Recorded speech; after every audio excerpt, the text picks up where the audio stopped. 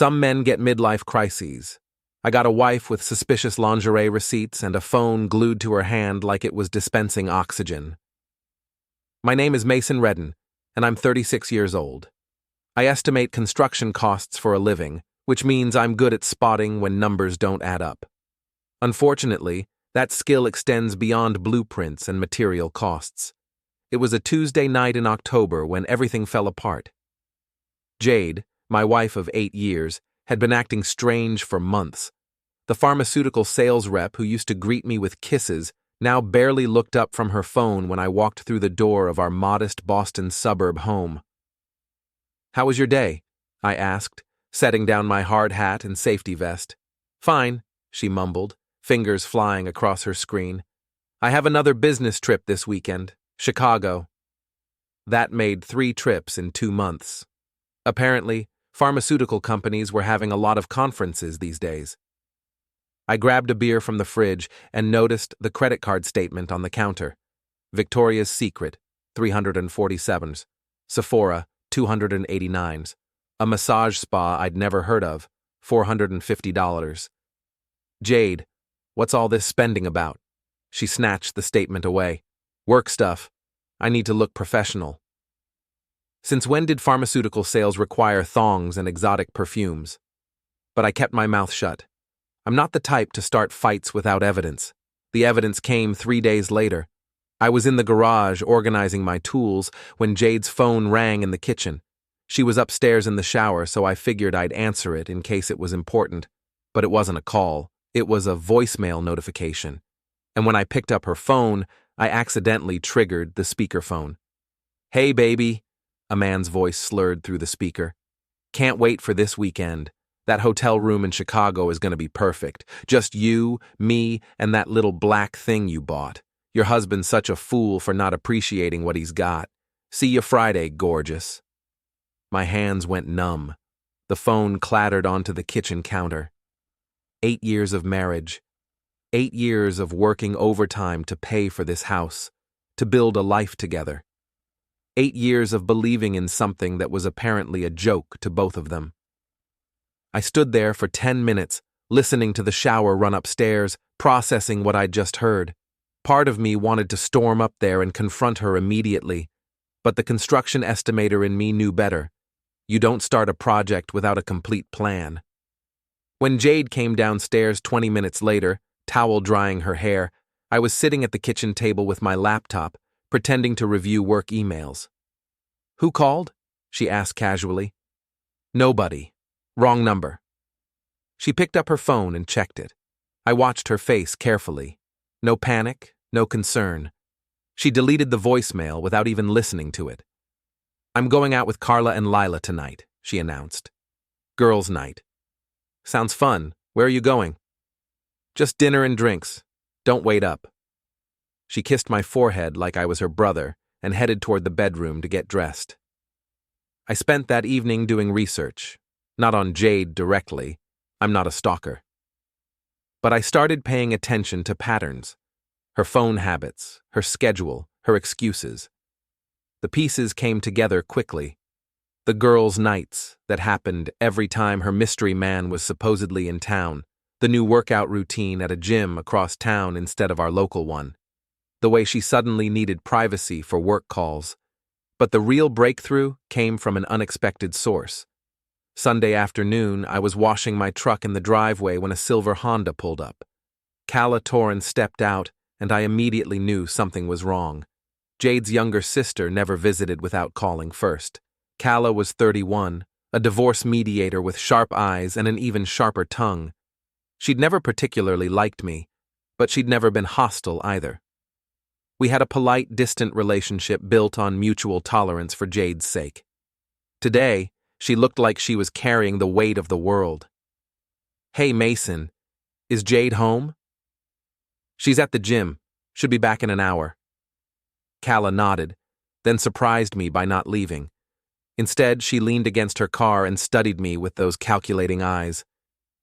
"Can I ask you something?" she said finally. "Shoot. Are you happy?" The question caught me off guard. "That's kind of personal, don't you think?" "I'm a divorce mediator." Personal is my business. She crossed her arms. And I'm asking because I think we might have something in common. Which is? We've both been screwed over by my sister. My hands stopped moving on the truck's hood. What do you mean? Calla was quiet for a long moment. Then she pulled out her phone and showed me a photo. It was from what looked like a bachelorette party. Calla, in a white sash, surrounded by friends. Jade was in the background, laughing. This was taken 3 years ago, the night before my wedding, Calla said. Want to guess what happened after this photo? I had a sinking feeling I knew where this was going. Jade slept with my fiancé, in the hotel room I was paying for. Then she laughed it off the next morning and said it was just a bachelorette bonus. The words hit me like a sledgehammer. Jesus, Calla, I had no idea. Of course you didn't. Jade made me promise not to tell anyone. Said it would ruin her marriage if you found out what kind of person she really was. Calla's laugh was bitter. Funny thing is, she was right about that. I set down the sponge and really looked at her. Why are you telling me this now? Because I've been watching her social media, all those work trips, all those photos with her colleagues.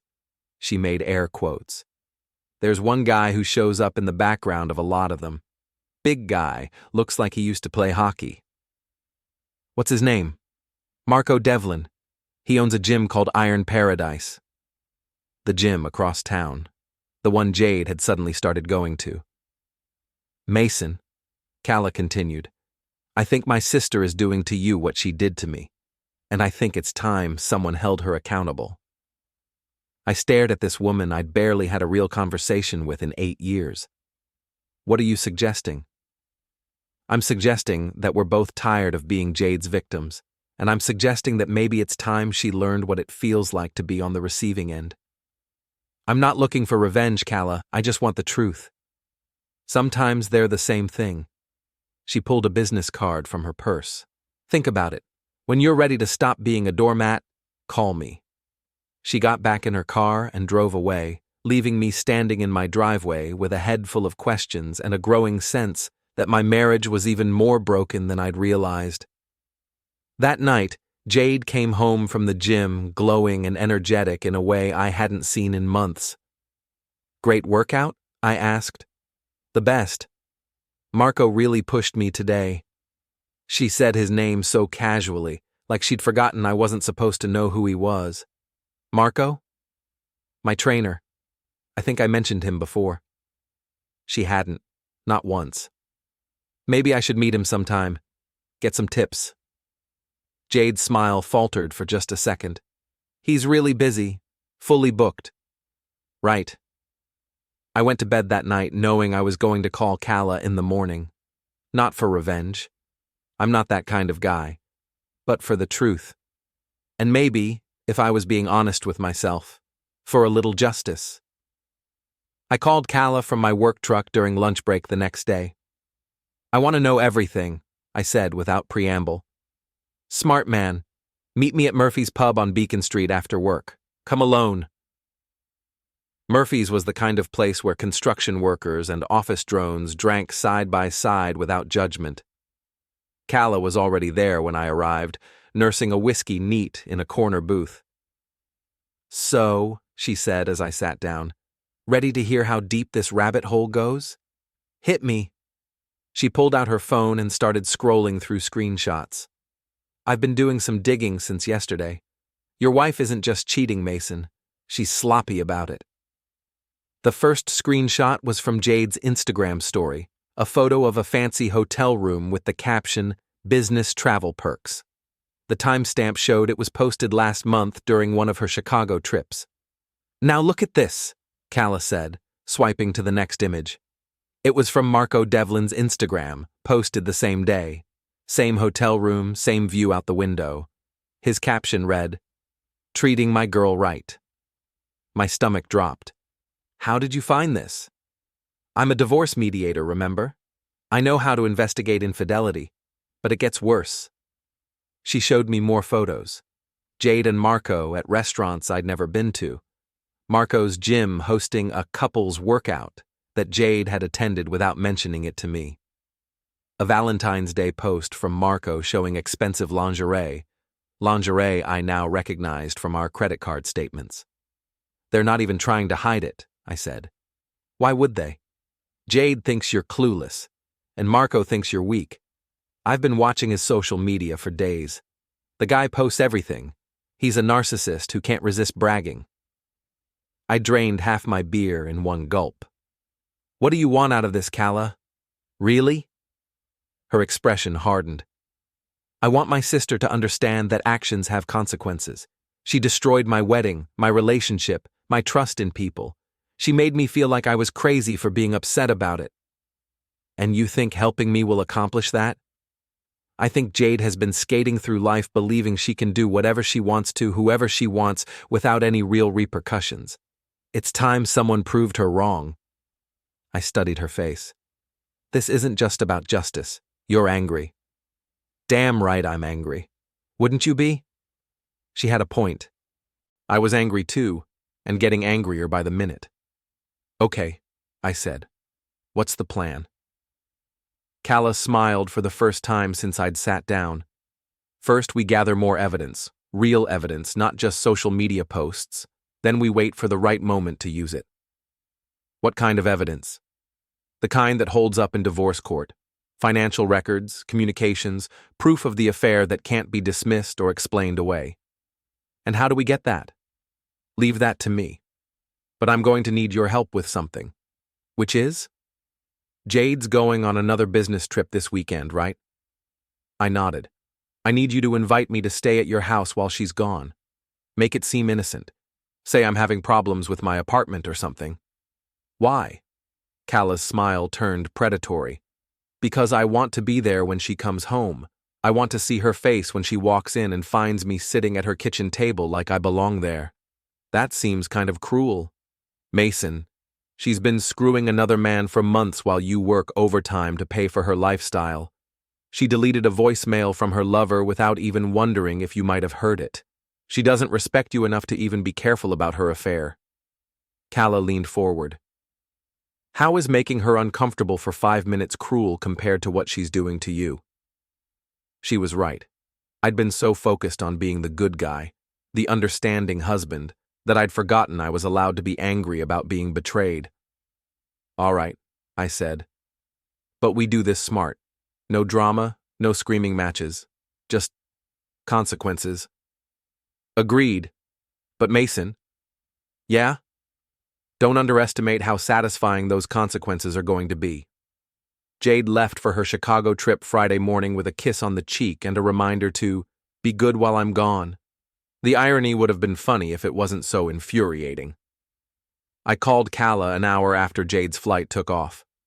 Coast is clear. You sure about this? Absolutely. I'll be there in an hour. Calla arrived with a small suitcase and a laptop bag. She looked around our living room with interest, taking in the framed photos of Jade and me from happier times. Nice place, she said. Very domestic. Thanks, I think. She set her bags down and turned to face me. Before we go any further, I need you to understand something. This isn't going to be pretty. When Jade realizes what's happening, she's going to lash out. She's going to say things designed to hurt you, to make you feel guilty for standing up for yourself. I can handle it. Can you? Because the Mason I've observed over the years is a people pleaser. You avoid conflict. You give Jade whatever she wants to keep the peace. Her words stung because they were true. Maybe it's time I stopped doing that. Maybe it is. We spent Friday evening gathering information. Calla had brought copies of financial records she'd obtained through methods she didn't explain and didn't want me to ask about. Credit card statements, hotel bookings, restaurant charges, all painting a clear picture of an affair that had been going on for at least 6 months. Look at this, she said, pointing to a charge from a jewelry store. $300 2 weeks ago. Did you get any jewelry, Mason?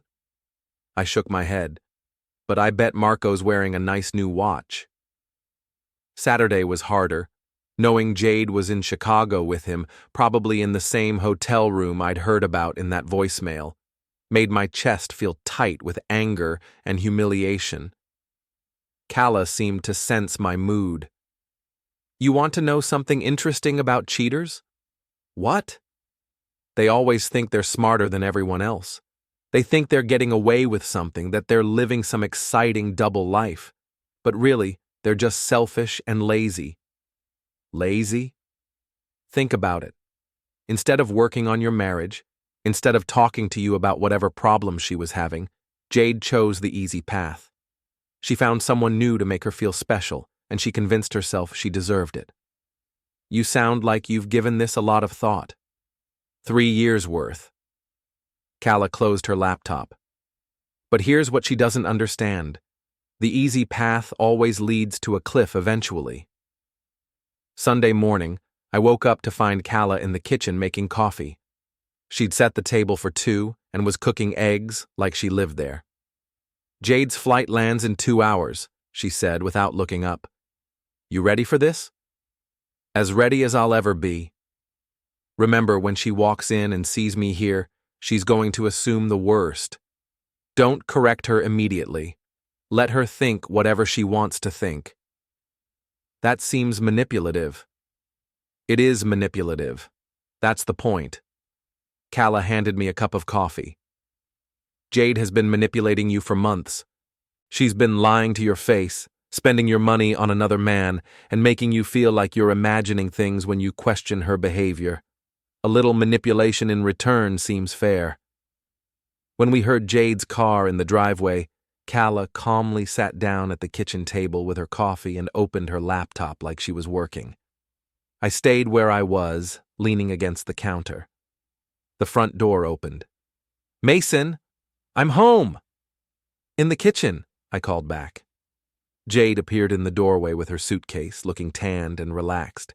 She started to smile, then froze when she saw Calla. What is she doing here? Hello, Jade, Calla said without looking up from her screen. Nice trip? Mason, why is my sister in our house? I took a sip of coffee. She needed a place to stay for the weekend. Landlord's doing some emergency repairs. Jade's eyes darted between us, and I could see her mind racing. Calla and I, alone in the house for 3 days. Calla sitting at the kitchen table like she belonged there. Why didn't you tell me? Jade's voice was getting higher. You were busy, I said. Didn't want to interrupt your important business meetings. You should have called. You should have asked. Should I have? I met her eyes. It's just family helping family, right? Nothing wrong with that. Jade stared at me for a long moment, then exploded. Why are you alone here with my husband? Calla finally looked up from her laptop. She smiled, not a nice smile, but the kind of smile a shark might give before it strikes. Now you get how it felt. The words hung in the air like a bomb waiting to explode. Jade's face went white. What did you say? You heard me. Calla closed her laptop and stood up.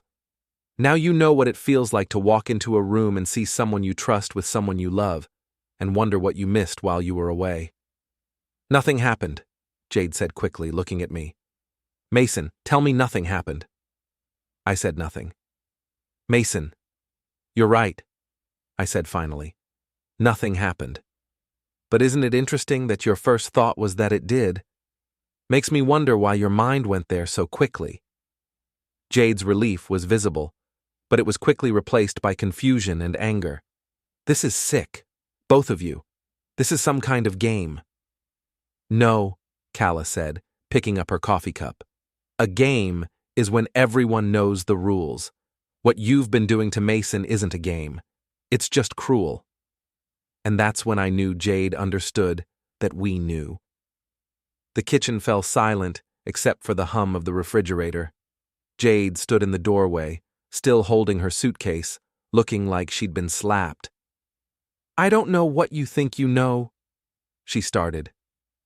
We know about Marco, I said quietly. The suitcase slipped from her hand and hit the floor with a thud. We know about the hotels, the jewelry, the lies about business trips, Calla added. We know you've been having an affair for at least 6 months. Jade's face cycled through several emotions: panic, anger, calculation. I could practically see her trying to figure out how much we actually knew versus how much we were guessing. You went through my things, she said finally. You invaded my privacy. You left a voicemail on speaker, I replied.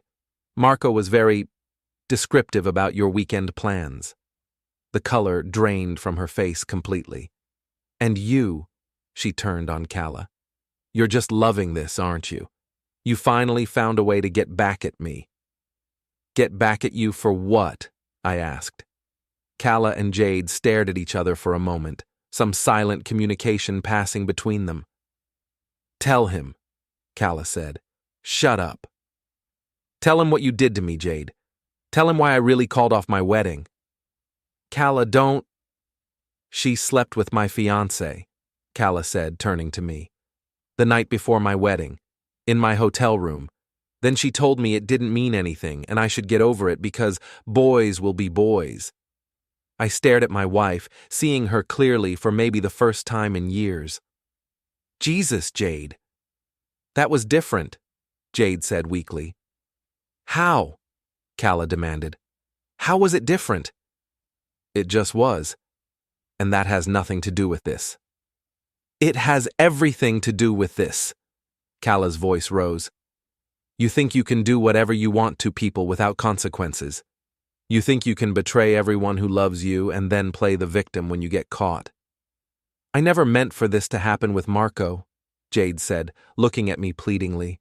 It just happened. For 6 months? I asked. It just happened for 6 months? Mason, please, we can work this out. We can go to counseling. I'll end it with him. You'll end it? I laughed, but there was no humor in it. Jade, you spent our money on him. You lied to my face every day. You made me feel crazy for questioning you. And now you want to work it out? I love you, she said desperately. No, you don't. You love the life I provide. You love having someone to pay the bills while you play house with your gym boyfriend. Jade's desperation was quickly turning back to anger. You have no right to judge me. You have no idea what it's like being married to someone who works all the time, who never wants to do anything fun, who treats me like a roommate instead of a wife. So you decided to find someone who would treat you like a wife? Calla asked. Someone else's wife? Stay out of this, Jade snapped. I don't think so. See, Mason asked me to help him with something, and I agreed. I looked at Calla, confused. We hadn't discussed any specific help beyond gathering evidence. What are you talking about? Jade asked. Calla smiled that shark smile again. I'm going to be his divorce attorney. The words hit the room like a thunderclap. What? Jade whispered. I'm taking a leave of absence from mediation to represent Mason in your divorce. And Jade, I'm very good at my job. You can't do that. There's a conflict of interest. Actually, there isn't. I've already checked, and I've already filed the preliminary paperwork. Jade looked at me with something approaching panic.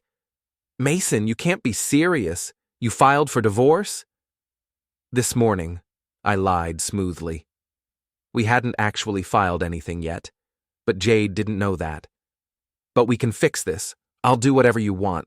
I'll quit my job. We can move somewhere new, start over. With what money? Calla interrupted. The money you spent on Marco? The money you used for hotel rooms and jewelry and fancy dinners while Mason ate leftovers and worked overtime? That's not... You didn't what? You didn't think he'd find out? You didn't think there would be consequences? Jade turned back to me, tears starting to form. Mason, please, don't let her do this. Don't let her destroy our marriage because of some old grudge. Our marriage was destroyed the first time you slept with him, I said. I'm just making it official. You're making a mistake. You'll regret this. The only thing I regret is not seeing who you really were sooner. Jade stared at me for a long moment, then her expression hardened. Fine. If that's how you want to play this, fine. But don't think this is going to be easy for you. I know things about you too, Mason. I know about your drinking problem. What drinking problem?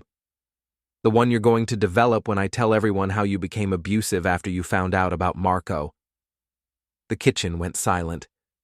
Even Calla looked shocked. Excuse me, I said. You heard me, poor Jade, trapped in an abusive marriage with an alcoholic husband. No wonder she sought comfort elsewhere. You're going to lie about me being abusive? I'm going to tell people whatever I need to tell them to protect myself. And there it was, the real Jade, finally revealed. Not the woman who made mistakes or had an affair because she was unhappy. This was someone who would destroy an innocent person to save herself. That's interesting, Calla said calmly, because I'm recording this conversation. Jade's face went white again. What? Calla held up her phone. Voice memo app. Been running since you walked in. So now I have you on record threatening to falsely accuse Mason of domestic abuse. You can't use that. I didn't consent to being recorded. Massachusetts is a one-party consent state. I only need my own permission. Calla smiled. Like I said, I'm very good at my job. Jade looked between us, realizing she was trapped. You planned this. Both of you planned this whole thing. We planned to find out the truth, I said. Everything else was your choice. She grabbed her suitcase and headed for the stairs. I'm going to pack some things. I want both of you out of here when I come back down. Actually, Calla called after her, you might want to rethink that. This is Mason's house, too. He has every right to be here. You, on the other hand, might want to consider staying somewhere else while we sort out the legal details. Jade paused on the stairs. This is my house, too. For now. 20 minutes later, Jade came back down with 2 large suitcases. She paused at the front door and looked back at me. I really did love you, Mason. Maybe not the way you wanted, but I did love you. I know, I said. That's what makes this so sad. She left without another word. The week that followed was a blur of legal paperwork, phone calls, and the strange sensation of my life being turned upside down in the best possible way.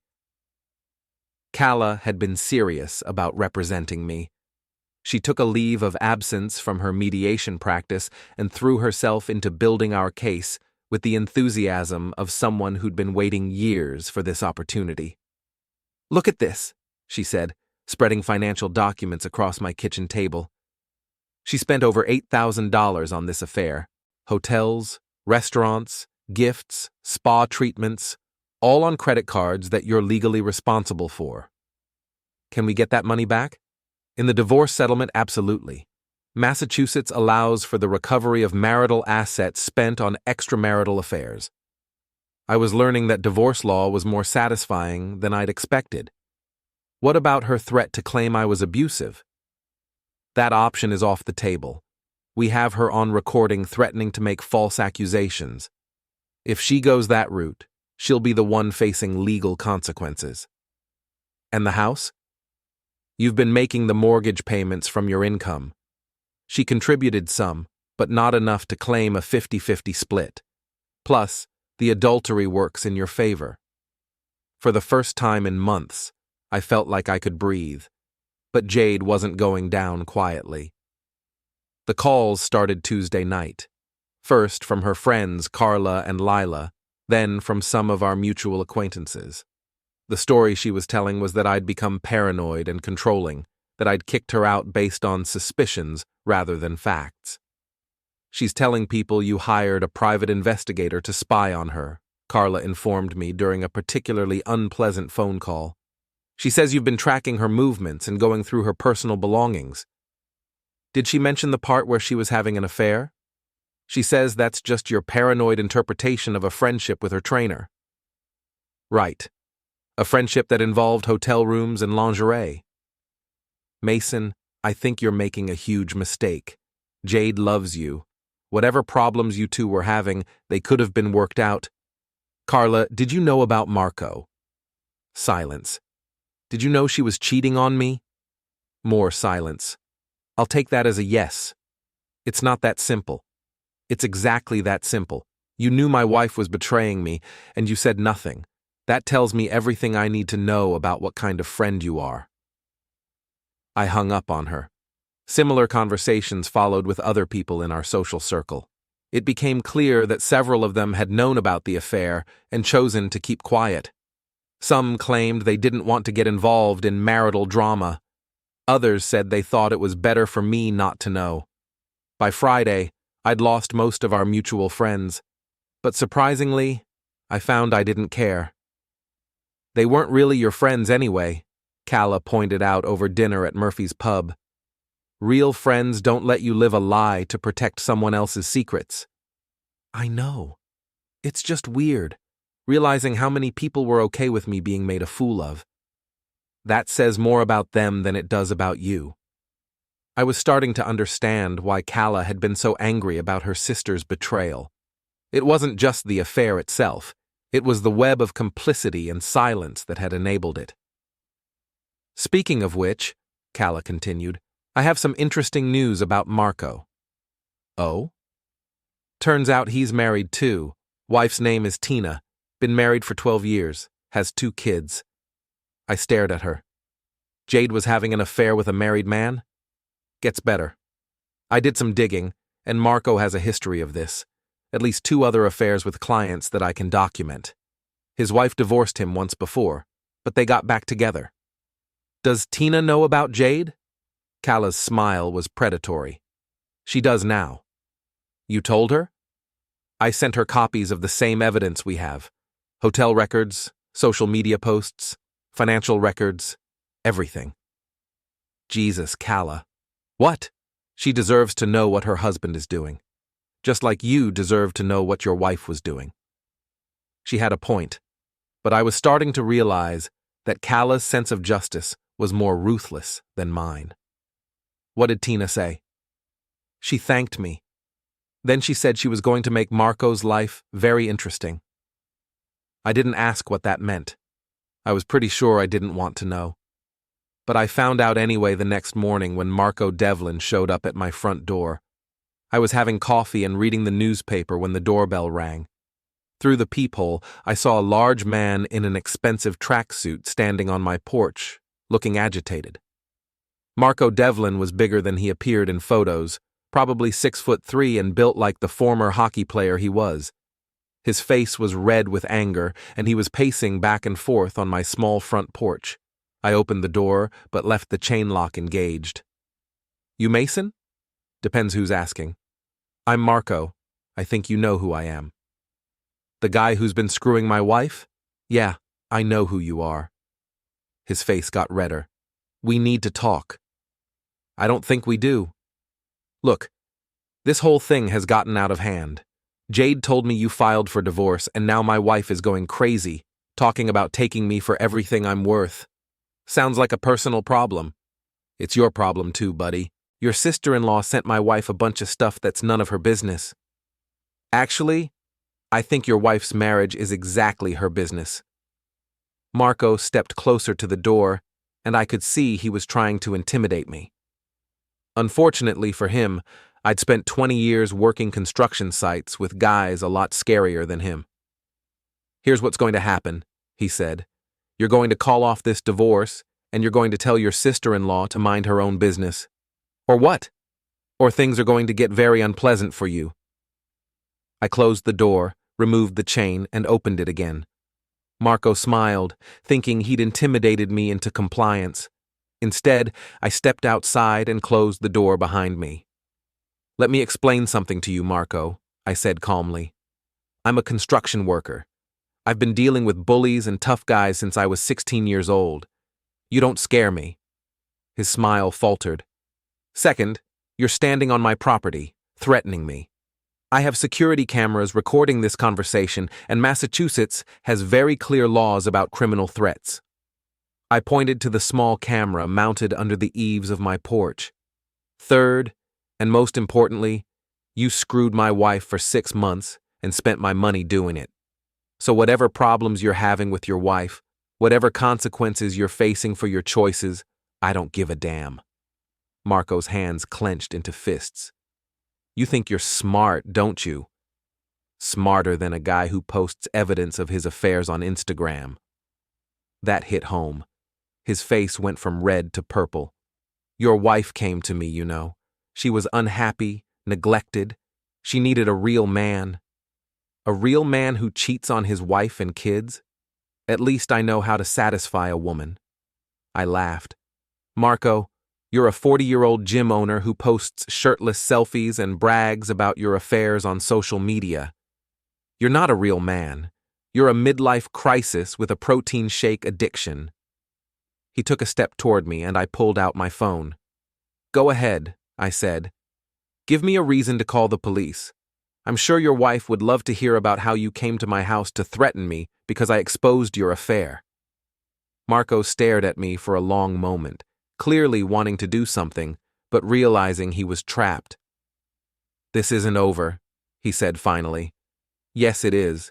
Stay away from me, stay away from my house, and stay away from my soon-to-be ex-wife.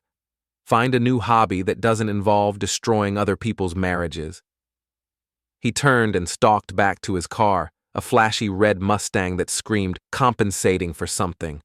I watched him drive away, then went back inside and called Calla. Marco just paid me a visit, I said. Really? How did that go?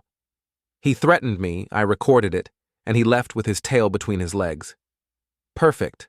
I'll add that to our file. Calla, what exactly did you send to his wife? Everything. Photos, financial records, hotel receipts, social media posts. I may have also mentioned that Marco has a history of affairs and that this probably wasn't his first time cheating on her. You're enjoying this. I'm enjoying justice. There's a difference. Is there? Mason, these people destroyed marriages, betrayed trust, and hurt innocent people. They did it because they thought there wouldn't be any consequences. Now there are consequences. I don't see anything wrong with that. She was right, but I was starting to worry about how far she was willing to take this. What's our next move? I asked. We wait. Jade will make another mistake, she always does. And when she does, we'll be ready. I didn't have to wait long. The mistake came Tuesday afternoon, in the form of a phone call from my lawyer, not Calla, but the attorney she'd recommended to officially handle my case to avoid any conflict of interest issues. Mason, we have a problem, he said. Jade just filed a countersuit claiming emotional distress and asking for alimony. On what grounds? She's claiming you had an affair with her sister. I sat down heavily. What? She's saying that you and Calla have been having an inappropriate relationship, and that's the real reason for the divorce. She's claiming she only turned to Marco for emotional support because she suspected you were cheating. That's insane, and it's not true. I know it's not true, but she's got some circumstantial evidence that could be problematic. Photos of you and Calla together, testimony from friends saying you two seemed close during the separation. We were working together to expose her affair. I know that, and you know that, but in court it might look different. I felt like the ground was shifting under my feet. What do? We fight it. But Mason, this is going to get ugly. Are you prepared for that? I was quiet for a moment, thinking. Then I remembered something. Can I call you back in an hour? Sure, but don't do anything rash. I hung up and immediately called Calla. We have a problem, I said, and explained Jade's countersuit. That clever little snake, Calla said, but she sounded more impressed than angry. This isn't funny. She could actually win this. No, she can't, because I have something she doesn't know about. What? Remember when she threatened to claim you were abusive, and I said I was recording the conversation? Yeah. I didn't stop recording when she went upstairs. I kept it running when she came back down. So I have her admitting to the affair, Mason. I have her saying she spent your money on Marco. I have her acknowledging that she lied and betrayed you. All of it, on tape. I felt a surge of relief. That's great, but I also have something else, something I've been saving. What? Text messages between Jade and Marco, talking about how stupid you are, how easy it was to fool you, How they're going to be together once she divorces you and takes half your assets. How did you get those? Let's just say Marco isn't as smart about digital security as he thinks he is. I didn't ask for details. I was learning that Kala had skills I didn't want to know about. There's more, she continued. They were planning to claim you were abusive from the beginning. It wasn't a spur-of-the-moment threat. They discussed it weeks ago as a strategy to get more money in the divorce. The betrayal hit me like a physical blow. It was one thing to know Jade had cheated. It was another to know she'd planned to destroy my reputation to profit from it. What do we do with this information? We end this. Tonight. What do you mean? I mean, we call Jade and Marco and tell them exactly what evidence we have. We give them a choice. They can accept a clean divorce with minimal assets for Jade, or we can go to court and destroy both of them publicly. That sounds like blackmail. It's not blackmail, it's negotiation. We're not asking for anything we're not entitled to.